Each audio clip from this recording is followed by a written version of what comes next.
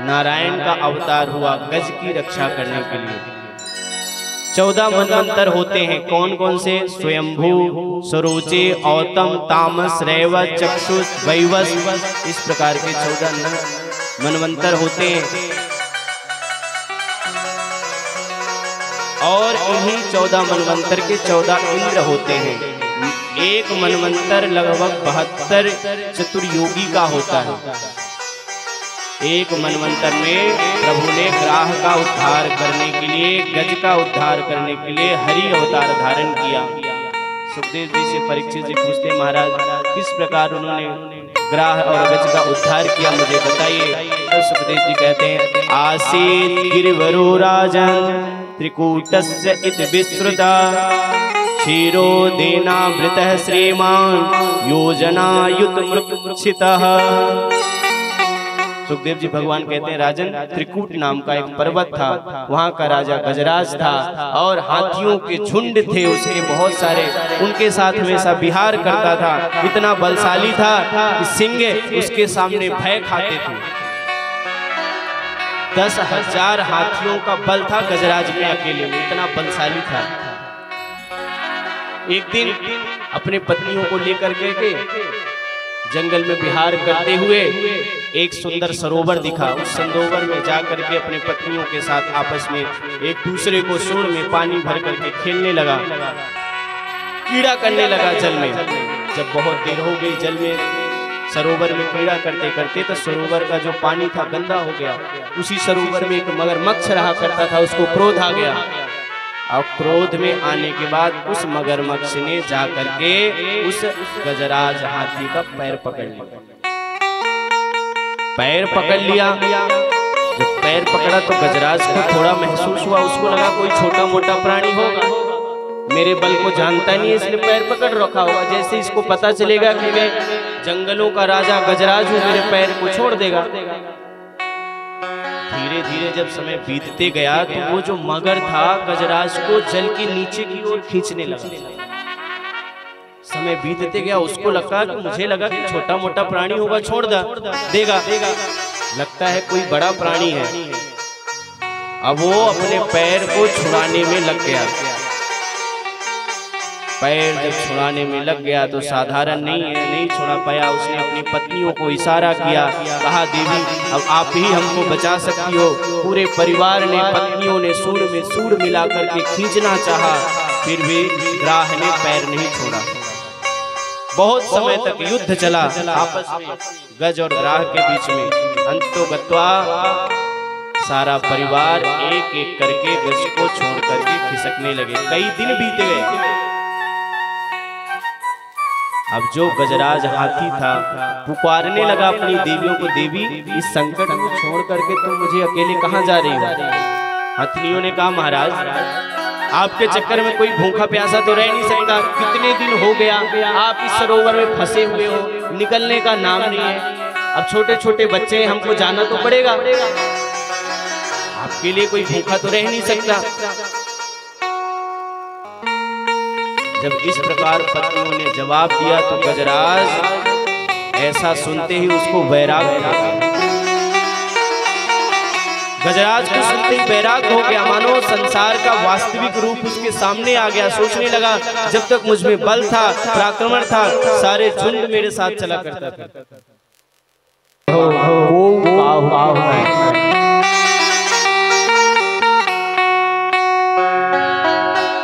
हाथी समझ गया कि जब तक मेरे में संसार था, बल था, पौरुष था, तब तक वो मेरे साथ चला करते थे। आज मुझे ग्राह ने पकड़ लिया, छोटे से मगर ने पैर पकड़ा, मेरा साथ छोड़कर चले गए। अब पता चला ये तो सब मेरे सुख के साथी थे। श्री नानक जी महाराज कहते हैं, प्रीतम जान लियो मन मान, अपने सुख से ही जग बांधो, को काहू नहीं। सुख में आन समय मिल बैठत रहत छहु दिस घेरे, विपत पड़ी सब संग छाड़त को आवत मेरे। हाथी को तो समझ में आ गया कि ये तो सब सुख के साथी हैं। हमारी समझ में कब आएगा? हम भी तो देह अभिमान लेकर के बैठे हुए हैं हाथी के जैसे। हम भी तो जैसे हाथी को अभिमान था मेरे अंदर 10,000 हाथियों का बल है, परंतु आज इसका अभिमान गलित हो गया जब इसके परिवार बीवी बच्चे छोड़ करके चले। हाथी के समझ में आ गया, पर हमको कब समझ में आएगा? हम भी तो हाथी के प्रकार देहा अभिमान लिए बैठे हैं, उन्मत्त होकर विचरण करते हैं, हम ही सब कुछ हैं।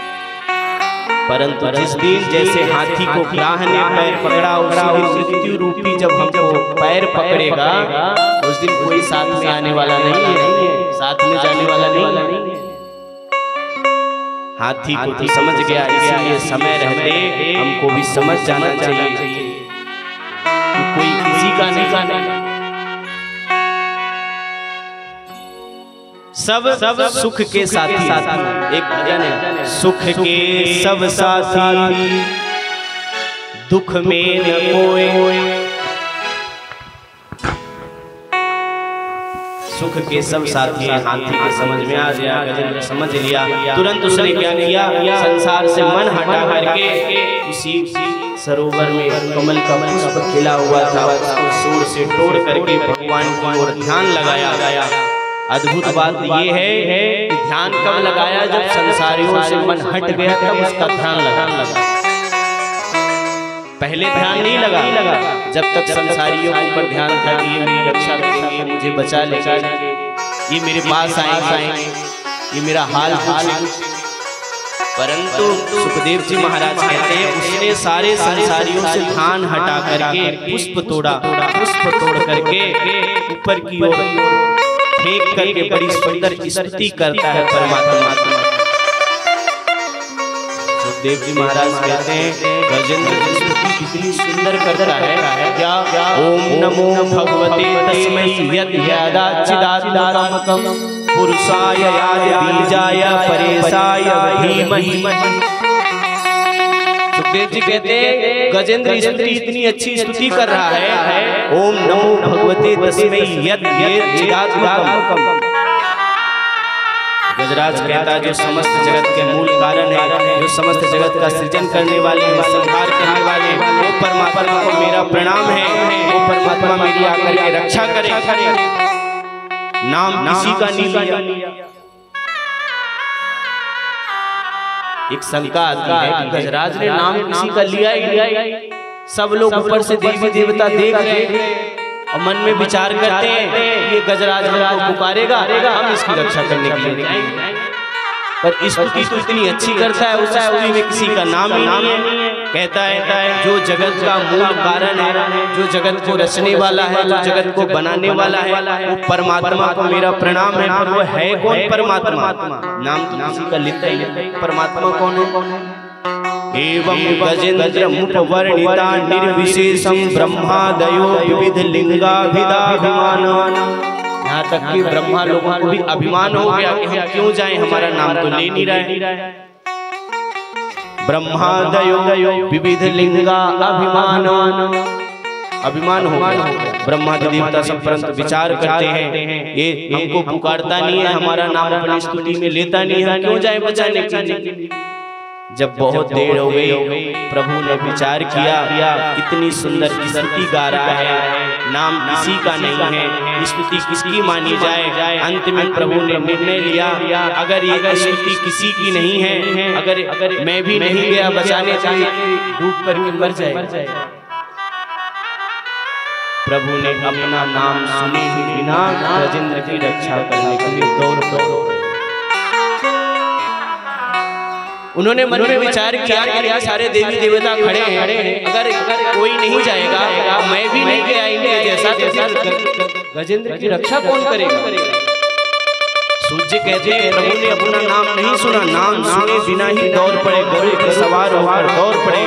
गजेंद्र ने देख लिया गरुड़ पर चढ़कर गोविंद आ रहे हैं, तब इसने नाम लिया क्या शांतः सरिस बलेन बृहत अर्तो दृष्ट्वा गुरुमतिम हरिखाम उपात चक्रम। जब इसने देख लिया कि भगवान श्री हरि गरुड़ पर बैठ करके मेरी रक्षा करने के लिए आ रहे, तब इसने भगवान की स्तुति की।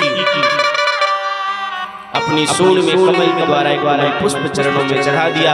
भगवान ने देखा ये तो बिल्कुल डूबा जा रहा है। तुरंत भगवान आए, गजेंद्र का सूंड पकड़ा, बाहर की ओर खींच लिया।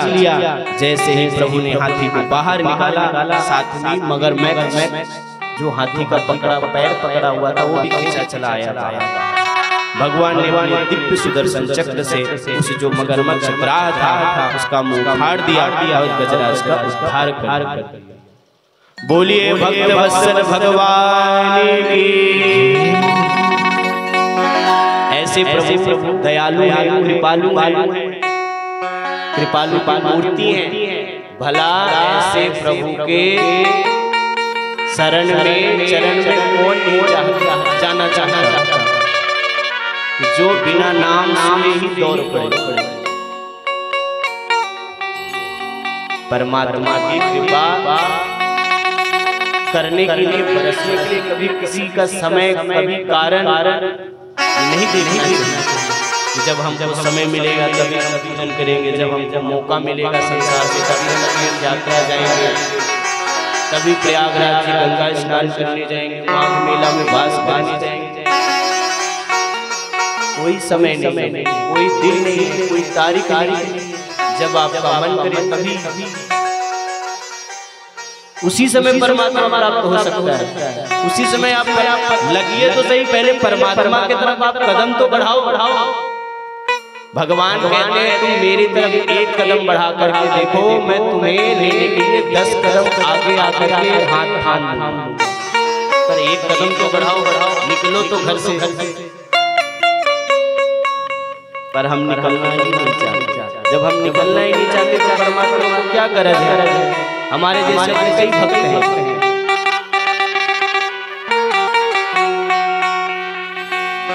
ग्राह की रक्षा, गजराज की रक्षा की, ग्राह का उद्धार किया।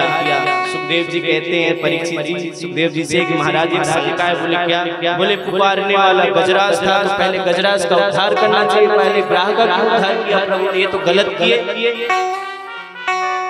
पहले गजराज का उद्धार करना चाहिए। तो सुखदेव जी महाराज कहते हैं परीक्षित, मानो प्रभु कहना चाहते हैं जिसने मेरे चरणों को पकड़ लिया उसका तो एक दिन उद्धार होना ही होना है।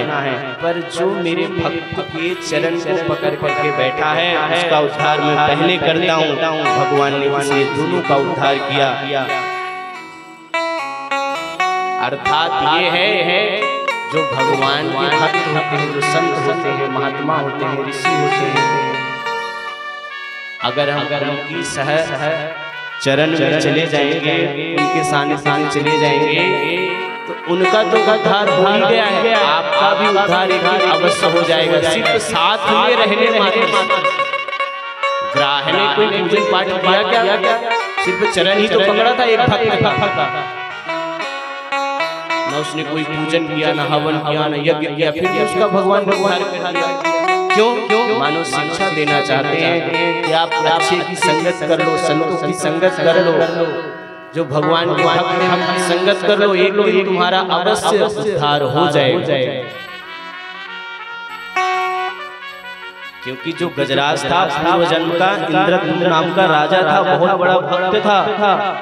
ये तो श्राप में इसको गजराज बनना पड़ा था। पार्वती ने श्राप दिया था। और ये जो ग्राह था ना, ये जन्म का हुहू नाम का गंधर्व था, इसको नारद जी ने श्राप दिया।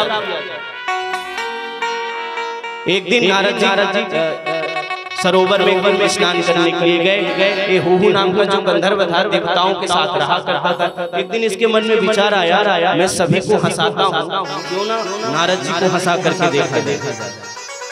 देवताओं में कुछ गंधर्व ऐसे हैं मनोरंजन करते रहते हैं। तो जो हुहू नाम का गंधर्व था उसने कहा कि मैं सबका मनोरंजन करता हूँ, सबको हंसाता हूँ, लेकिन क्यों ना आज नारद जी का मनोरंजन किया। नारद जी सरोवर में स्नान करने जा रहे थे, हुहू नाम का जो गंधर्व था जल के नीचे छुप गया और जैसे ही नारद जी स्नान करने के लिए प्रवेश हुए, नारद जी का पांव पकड़ लिया। देवल ऋषि नारद जी का पांव पकड़ करके, अब देवल ऋषि जो नारद जी थे वो घबरा गए। उन्हें लगा किसी जीव जंतु ने मेरा पैर पकड़ लिया। वो छटपटा करके जल से बाहर निकले, पसीना आ गया उनके शरीर में, घबरा गए, सांस चलने लगी, हाँफने लगे। ये हुहू नाम का जो गंधर्व था वो जल से निकल करके बाहर आया और ताली बजा के हंसने लगा। महाराज जी डर गए, महाराज जी डर गए। अब महाराज जी कैसे डर गए? तो महाराज जी जानते हैं क्या हुआ महाराज जी का। देवल ऋषि नारद जी ने कहा, अरे दुष्ट, मैं डर गया, मुझे भयभीत कर दिया, जा मैं तुझे श्राप देता हूँ। जिस प्रकार तूने जल में छुप करके मेरा पैर पकड़ा है, ये काम ग्राह का है, तुम मगर मत बन जा। श्राप दे दिया। वही हुहू नाम का गंधर्व ग्राह बन करके आया और ये इंद्रदुम्न नाम का जो राजा था वो हाथी बन करके आया। नारद जी बाद में उसको आश्वासन भी दिए। जब हुहू नाम का गंधर्व नारद जी के चरणों में गिर पड़ा, महाराज मुझे क्षमा करिए, मेरा ऐसा कोई उपाय नहीं था आपको डराने का, मेरा तो ये मन था आपको हंसाने का, मेरा तो काम ही हंसाने का, मैं हंसाने के लिए आपको आया था, आप डर गए। तब नारद जी ने कहा, ठीक है, मैंने श्राप दे दिया, वो वापस नहीं हो सकता, पर मैं तुझे आशीर्वाद देता हूँ, इसी प्रकार पैर पकड़ते रहना। एक दिन तू एक भक्त का पैर पकड़ेगा, प्रभु तेरा साक्षात उद्धार करेगा।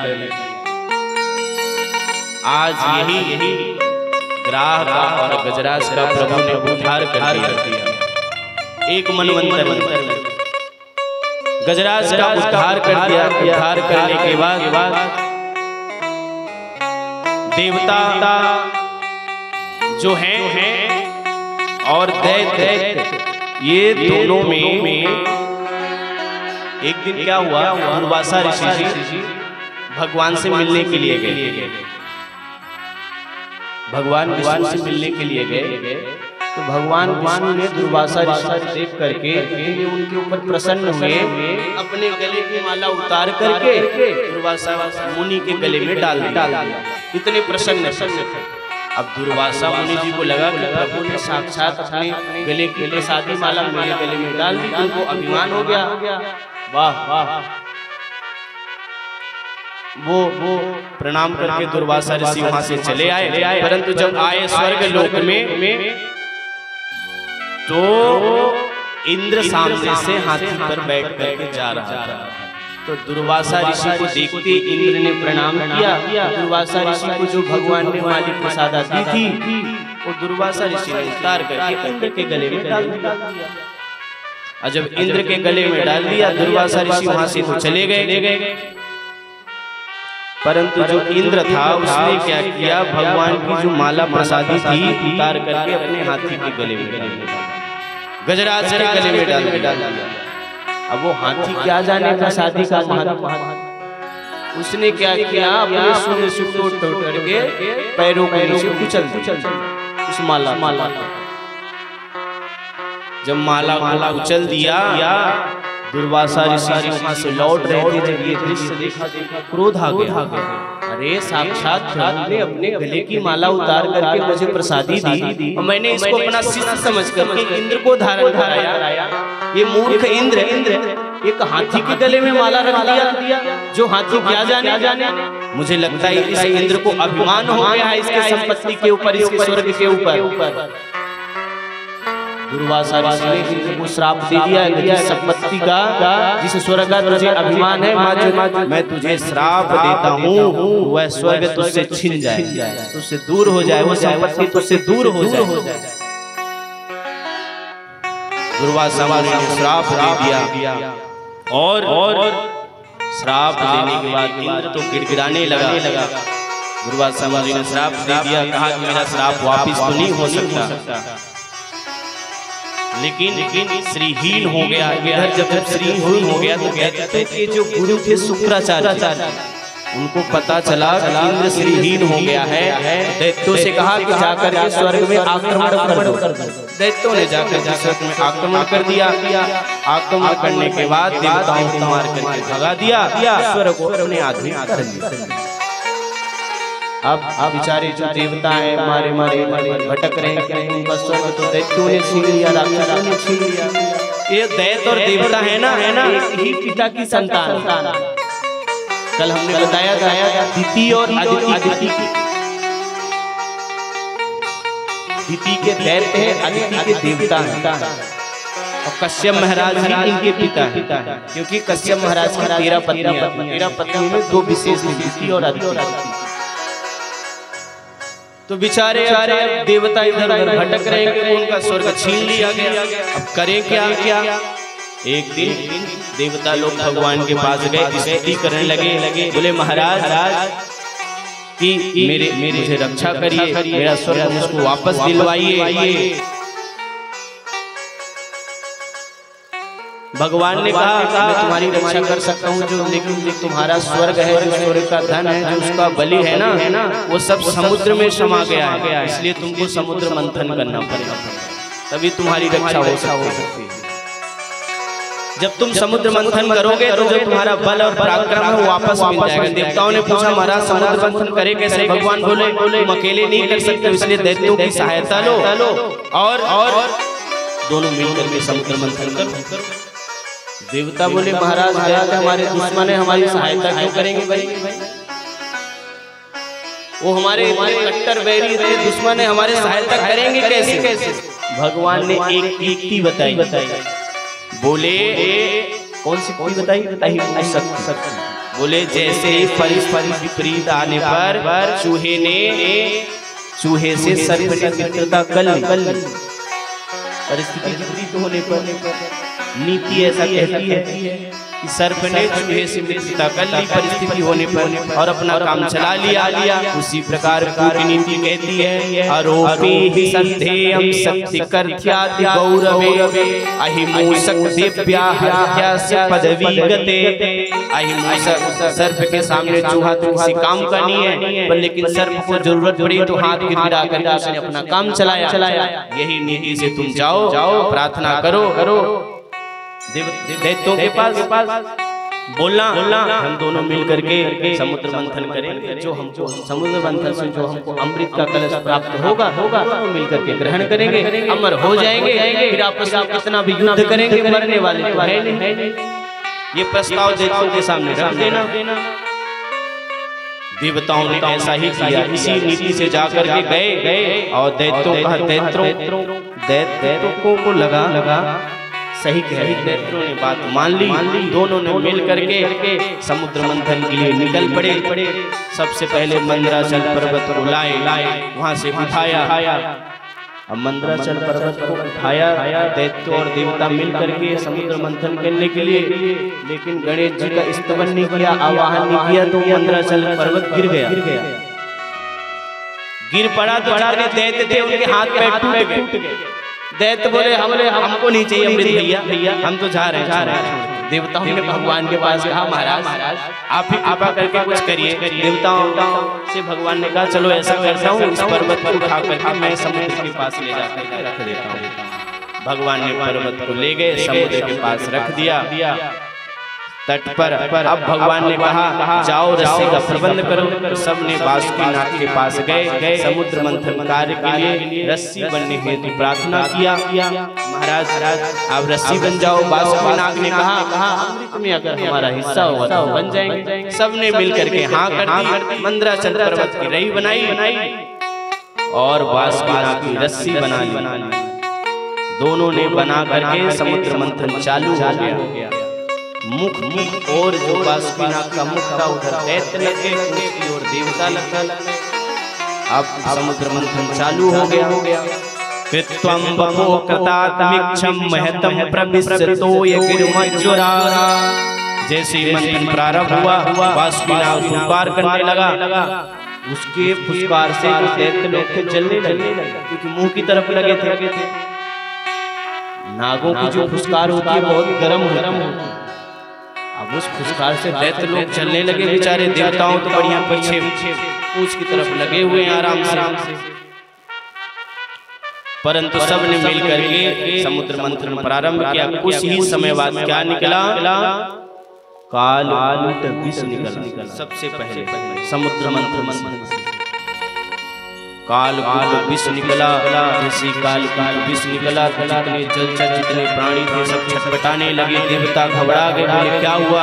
बोले ये काल कूट विष निकला, इसको क्या करें? ये तो सारे संसार को नष्ट कर देगा। ये किया क्या जाए? भगवान वहीं पे थे। भगवान बोले घबराओ मत, सभी लोग विष को एकत्र करके भगवान भोलेनाथ की शरण में जाओ, वही तुम्हारी रक्षा कर सकते हैं। देवता लोग विष का कलश लेकर के भगवान भोलेनाथ के पास गए, स्तुति करने लगे। देव देव महादेव भूत भावान भूतात्मनः त्राहि मां शरणं प्रपन्नो त्रैलोक दहनात्। देवता लोग कहते हैं हे देव, हे भूत भावन, हे भोलेनाथ, मेरी रक्षा करो। नहीं ये जो विष है ना पूरे त्रैलोक को नष्ट कर देगा, दग्ध कर देगा। जब देवताओं ने इस प्रकार स्तुति की तो शिव जी मुस्कुराए और शिव जी मुस्कुरा करके भवानी की ओर देखने लगे। कहते हैं ये देवता लोग विष पान कराना चाहते हैं, तो क्या कह रहा है, पान करूं कि ना करूं? अब भवानी भाई कोई पत्नी अपने पति को कह सकती है कि तुम विष पान करवाना? भवानी बोल रही है, लेकिन परोक्ष बात बोल रही है, क्योंकि शिव के स्वभाव को भवानी जानती है, इसलिए परोक्ष बात अनुमोदन दे रही है।